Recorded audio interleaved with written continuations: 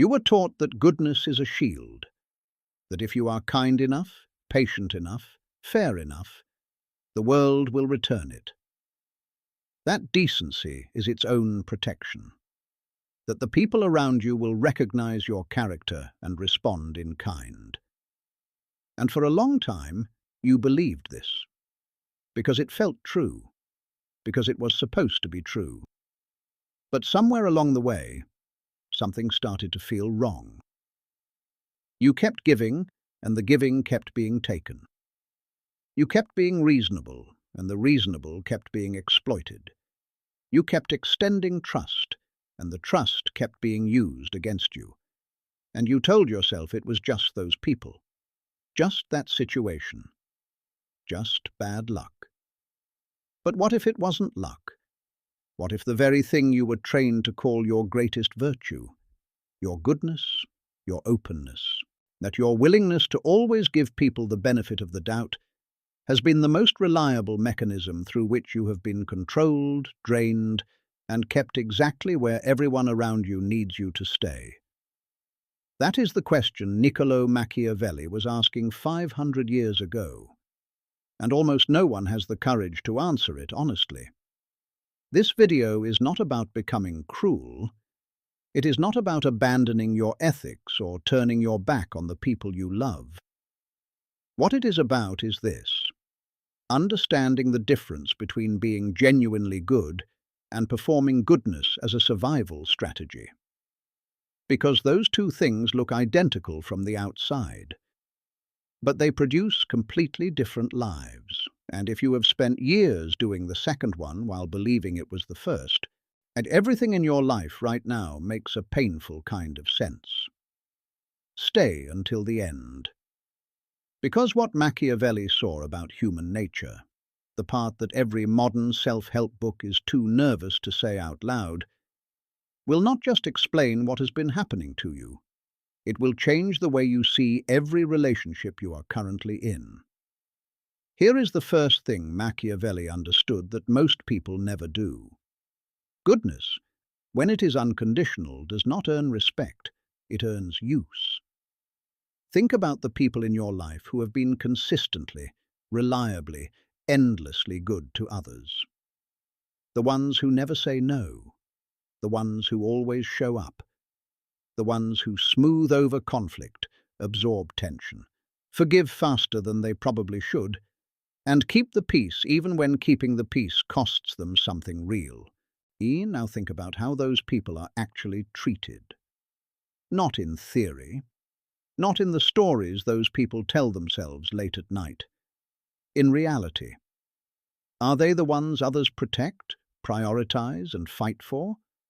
Or are they the ones others quietly rely on, take for granted, and only really notice when they stop being available? If you paused on that question, it is because you already know the answer. Machiavelli wrote that a man who wants to make a profession of goodness in all regards must come to ruin among so many who are not good. He was not celebrating cruelty. He was describing a mechanism, a law of how power actually distributes itself in environments built from imperfect human beings. And the mechanism works like this. When you are reliably good, when your patience can be counted on, your forgiveness is predictable. But your yes comes faster than your no. You stop being a person in other people's calculations. You become a variable they have already solved for, a constant, a resource that is simply there, the way oxygen is simply there. And no one renegotiates the terms of their relationship with oxygen. If this is landing somewhere uncomfortable, that is not an accident. That discomfort is the first honest thing this topic has produced in you. And it is worth staying with. But here is what they never tell you about why you became this person. It was not weakness. It was not stupidity. It was a strategy, one you developed so early you forgot you developed it. Long before you had the language for it, you understood something about your environment. That being good, being agreeable, And being endlessly available was the safest way to stay close to the people you needed. That your worth was legible when you were useful. That conflict was dangerous, and peace, even false peace, was worth almost any price. Carl Jung called this the persona, the mask we construct to be loved and accepted by the world around us. And for many people, goodness is not a character trait. It is a persona, a survival structure built over years of learning that unconditional availability gets you closer to what you need than honesty does. But here is the cost of that persona. The more convincingly you wear it, the more invisible the real you becomes. To others, yes, but more dangerously, to yourself. But you start to lose the ability to distinguish between what you genuinely want to give and what you feel compelled to give to maintain the version of yourself that others have learned to rely on. And then one day, you find yourself sitting in a life that looks, from the outside, like the life of a generous person, and feeling, from the inside, like someone who has been slowly emptied out. That tiredness you carry, that you cannot quite explain. That resentment that flickers and then gets buried because you tell yourself it is not justified. That quiet suspicion that the people around you have never really seen you. They have seen the role you play for them. That is not a character flaw. That is the inevitable outcome of goodness used as armor rather than lived as a choice. Now, this is where most content on this topic stops. It tells you the problem is your people-pleasing. It tells you to set boundaries. It gives you a script for saying no. And then it leaves out the most important part. Because the real issue is not that you have been too good. The real issue is that you have been operating in environments where goodness, deployed unconditionally, functions as a signal of exploitability. And no amount of scripted boundary setting changes that dynamic if you do not first understand the psychology underneath it. Machiavelli understood something about human beings that is genuinely uncomfortable to accept.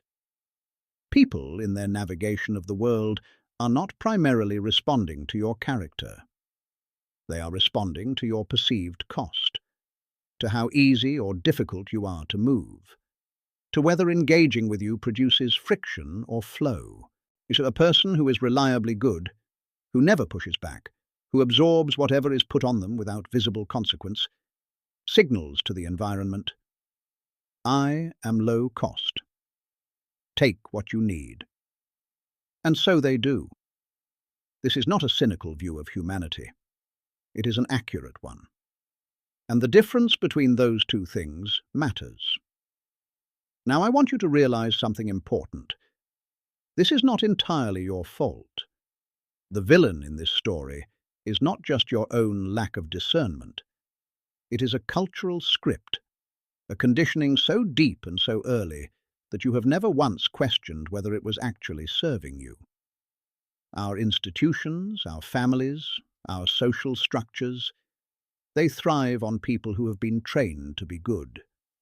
Because good people are easy to manage. Good people do not demand a seat at the table. They are just grateful to be invited into the room.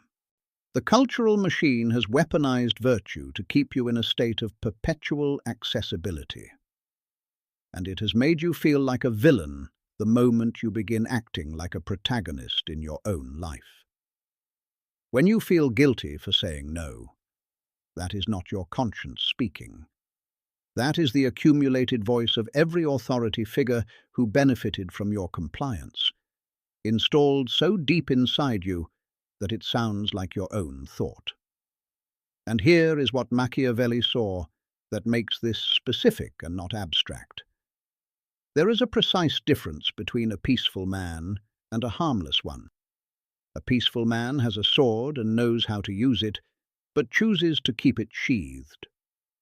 A harmless man has no sword and calls his weakness morality. The world treats these two men entirely differently. not because of their character, because of their cost. Yet you have been trained to be harmless. And harmless people do not get respected, they get managed. If you can feel the weight of that, the specific relief of realizing that your guilt was not yours to begin with, that it was placed inside you by a system that needed you quiet, then hit the like button. Not as a favor, as a signal to yourself that you are done performing goodness for people who were never performing anything back. Let's go deeper. Machiavelli is painted as a teacher of evil. He was actually a teacher of reality. He looked at the world as it is, not as we wish it were. And the reality is this: people do not respect good people.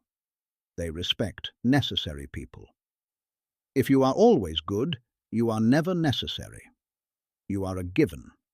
You are the heir, unnoticed until it's gone. And Machiavelli asked whether it is better to be loved or feared. His answer was this: it is much safer to be feared than loved, when one of the two must be lacking. In modern psychology, we do not use the word fear. We use the word boundaries. When you have no boundaries, you are loved the way people love a reliable appliance. But when you have boundaries, when you are willing to withdraw, to go silent, to let the absence speak, you create something different. The awareness that your presence is not guaranteed. And that awareness is what changes the dynamic entirely. This is what Machiavelli called cruelty well used. The cruelty of letting someone fail because you stopped carrying them. The cruelty of staying silent when someone expects an apology you do not owe. The cruelty of protecting your peace at the cost of someone else's convenience. And Jung saw the same mechanism from a different angle. He called it the shadow, the repressed parts of the psyche that your goodness has been keeping locked in a cage. Without your shadow you have no teeth, and without teeth you cannot protect anything, least of all yourself. Your goodness has not been eliminating your darkness. It has been sitting on top of it, pressing it down. And everything pressed down long enough finds another way out. Through the exhaustion, through the resentment, through that hollow feeling that follows you even into the moments that are supposed to feel like enough. So here is what Machiavelli actually gives you. Not a philosophy of cruelty, a framework for discernment. 3 principles. Remember them. The first is the law of scarcity. Everything that is abundant becomes cheap. If you are always available, your presence has no weight. Start treating your time and energy the way rare things are treated, not distributed to everyone who reaches out a hand. The second is the principle of the lion and the fox. Machiavelli said a leader must be a fox to recognize traps and a lion to frighten wolves. Being good is one tool. You must also carry the fox's discernment, the capacity to read who actually needs you and who has simply learned that need is the most reliable way to access your resources. And you must carry the lion's willingness to confront, to hold ground, to let the silence be uncomfortable without filling it. The third is this: negotiate from strength, not need. The moment you need someone to see you as a good person, they own you. You must be willing to be the difficult one, the cold one, the one who walked away. If that is what remaining the protagonist of your own life requires. You are going to need these 3 principles, not in theory. The next time someone deploys guilt to pull you back into a dynamic that was draining you. The next time that familiar pressure arrives, the one that says, give more, explain yourself, stay available, be good. Save this video. Because that moment is coming, and your resolve will flicker, and you will want to hear this again. Now here is where most people stop.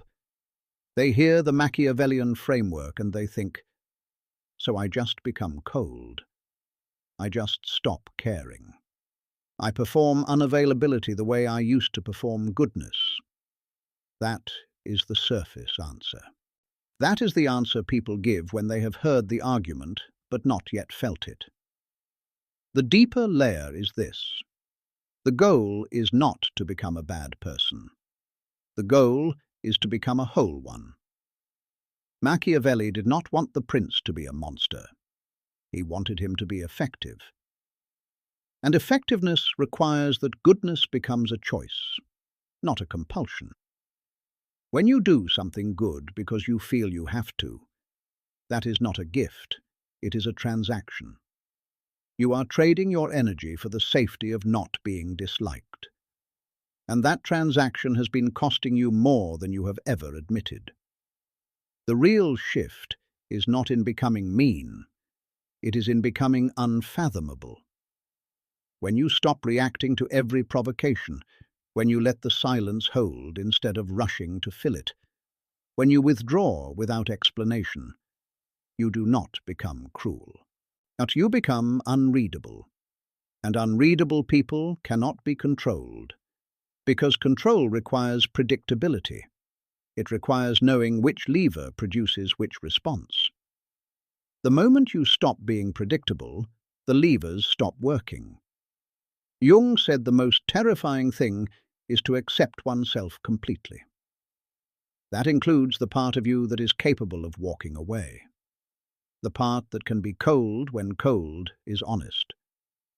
The part that can say, this is the end of my patience, and mean it without guilt. When you finally accept that part, when you stop keeping it locked in the cage your goodness built, you do not become a puppet who has learned to resist the strings. You become something the strings cannot find. Because a puppet that discovers it has its own feet does not need the theatre anymore. It does not need the strings. It does not even need the stage that was built around the assumption of its compliance. I have spent years going into the actual mechanics of human influence, not through the lens of what the self-help industry finds comfortable to publish, but through the history of how power and respect are genuinely won and genuinely lost. And what that investigation keeps returning to is this. The world does not move for people who are nice. It moves for people who are real. And real, in a world trained to expect your performance, often looks like ruin to the people who were living off the performance. That is not a problem you need to solve. That is information. Here is the truth that changes everything. The reason being a good person will ruin you is not that goodness is wrong. It is that performing goodness, while your interior life screams something different, creates a friction that never stops running. It is that internal war, not any external person, that is draining your vitality. It is why you are tired after days that should not have been tiring. It is why you feel a hollowness inside success that looked correct from the outside. Machiavelli's real subject was never politics. It was identity. He was asking, who are you when you stop performing for the room? Who are you when the approval is removed and all that remains is what you actually choose? Ruin is not what happens when people stop liking you. Ruin is what happens when you lose the ability to know who you are without their approval. When the performance has run so long that the performer has forgotten there was ever anything underneath it. The moment you become unavailable for the good person's script, truly unavailable, not as a strategy but as a fact of who you now are, you will feel something that will frighten you before it frees you. People will call you selfish. They will say you have changed. They will use the word difficult like it is a diagnosis. Let them. Difficult is just the word people use for someone they can no longer predict. And the ones who stay after the prediction fails. Those are the ones who were actually there for you. There is one more layer to this. Even after you have absorbed all of this, even after the framework is clear and the principles are in place, there is still the internal manipulator to contend with. The part of your own psychology that will work against your new clarity. To the mechanism that produces a pull toward compliance even when you consciously know better. There is a specific neurological pattern underneath people-pleasing that Machiavelli could only hint at, and that modern science can now name precisely. The next video goes directly into that mechanism. Watch it. Because if you do not handle what is happening internally, the external dynamics will always find their way back in. Stop asking for permission to exist. Stop apologizing for the space you take up. Stop being good on someone else's terms and start being real on your own. The world does not need more good people.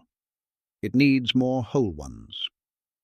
And wholeness begins the moment you are willing to let the performed version of you go quiet, so that the real version can finally speak at full volume. So to subscribe if what you are looking for is psychology that does not stop at the surface, not content that hands you affirmations and calls it depth, content that goes into the actual mechanics of why you are the way you are and gives you something real to work with. That is what this channel is built for. Tell me in the comments, what is the one relationship, the one dynamic, the one situation in your life where your goodness has been costing you something you have never said out loud? Not the name, the pattern, what it looked like. When you first started to suspect it was not what you told yourself it was. Write it down, because other people watching this right now are inside that same pattern and do not yet have the language for it. And sometimes the most important thing is just to see someone else name what you have been carrying alone.